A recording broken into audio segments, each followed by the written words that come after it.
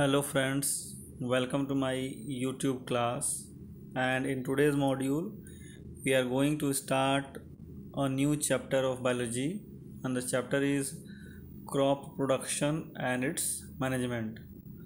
तो इस चैप्टर में हम खेती बाड़ी से जुड़ी छोटी छोटी बातें से लेके उसके मैनेजमेंट तक सब कुछ पढ़ेंगे और कैसे किसान खेतों में बीज उपजाता है और कैसे उसका प्रोडक्शन करता है और फिर कैसे स्टोर करता है, सब कुछ पढ़ना है। बट आज के मॉड्यूल में हम सिर्फ इंट्रोडक्शन टू द चैप्टर देखेंगे, जिसमें कुछ इम्पोर्टेंट टॉपिक्स देखेंगे और कुछ इम्पोर्टेंट डेफिनेशंस देखेंगे।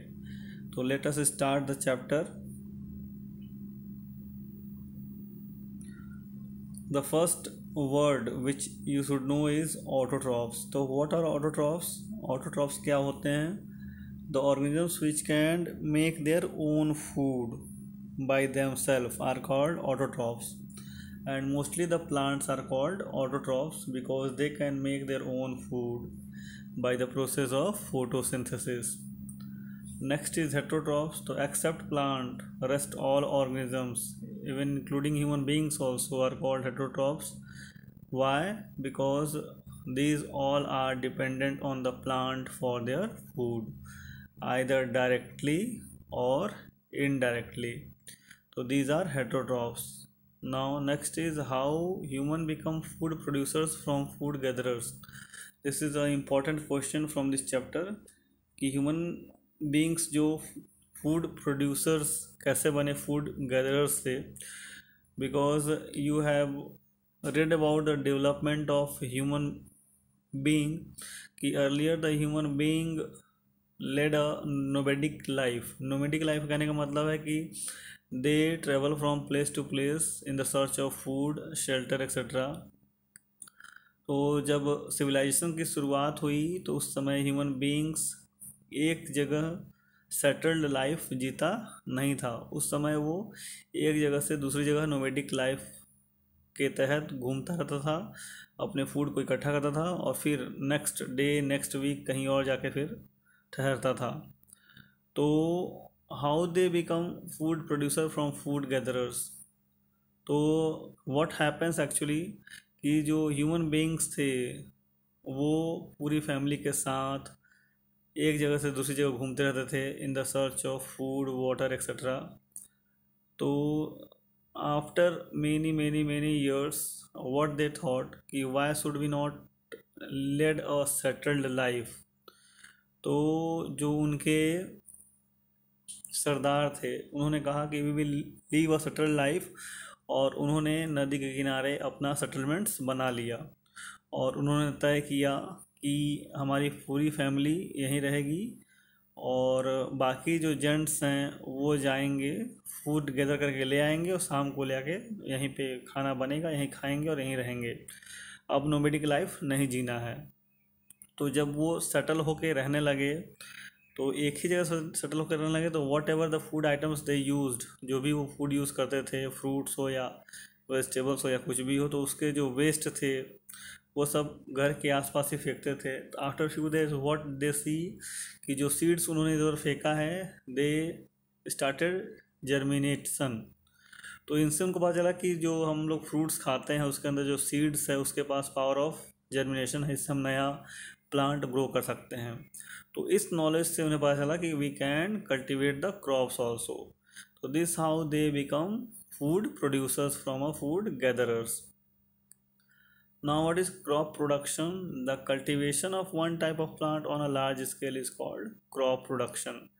जैसे एक गेहूं की खेती करना, बहुत बड़े फील्ड में गेहूं का कल्टीवेशन कर रहे हैं, तो that is called as crop production. Agriculture क्या है? The practice of cultivating land for growing crop is called as agriculture. Agricultural practices, various systematic activity spread over a period of time for growing crop which is done by farmer are called agricultural practices. The various agricultural practices followed by the farmer in the field are, मतलब कि एक field में एक farmer अपने crop को grow करने से लेकर हार्वेस्ट करने तक और हार्वेस्ट करने से लेकर स्टोर करने तक कौन कौन से स्टेप्स फॉलो करता है, वो हर एक स्टेप्स या हर एक एक्टिविटी एग्रीकल्चरल प्रैक्टिसेस कहलाती है। तो what are that agricultural practices, वो कौन कौन से स्टेप्स हैं या कौन कौन से एक्टिविटीज़ हैं जो फार्मर फॉलो अप करता है in its field. They are preparation of soil, सबसे पहले सॉयल का प्रिपरेशन होगा, then sowing of seed, then addition of manure and fertilizers, irrigation, then crop protection, and then harvesting, and then storage. So these are the various steps which is followed by a farmer, and that's why these steps are called as agricultural practices. और इन सारे practices को हमको बहुत ही विस्तार से पढ़ना है, and we will go through it in the next module. Now the next topic is cropping season and types of crop. So different crops have different requirement for their proper growth as they grow in different seasons. तो based on season in which they will grow, सभी crop जो grow करते हैं उन सबका requirement अलग अलग होता है, किसको अधिक पानी चाहिए, किसको अधिक धूप चाहिए, लाइक दैट वन. तो जो जिस सीड का जैसा रिक्वायरमेंट है वो वैसे सीजन में ग्रो करता है, और जो जिस सीजन में ग्रो करता है उसके हिसाब से दो कैटेगरीज में बांटा गया है. The first is rabi crop and second is kharif crop. तो what are the basic differences between rabi crop and kharif crop? They are rabi crop and kharif crop. तो रबी क्रॉप को देखो पहले क्या है, these crops are grown in winter season. तो खरीफ क्रॉप क्या है? These crops are grown in rainy season. Rabi crops are grown during the months of November to अप्रैल. वहीं पे kharif crops are grown during the months from June to October. Rabi crops are not dependent on monsoon. Kharif crops are dependent on monsoon. Examples क्या हैं rabi crops के? They are wheat, gram, barley, mustard and linseed. और kharif crop के examples क्या हैं? Maize, soybean, groundnut, paddy.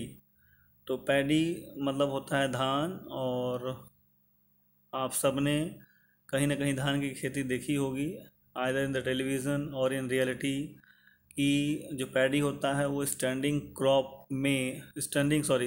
Water में लगाया जाता है, because it needs maximum water for its growth. तो that's why it is grow in rainy season. And this much is in today's module. Thank you to you all, and please subscribe my channel. Thanks a lot.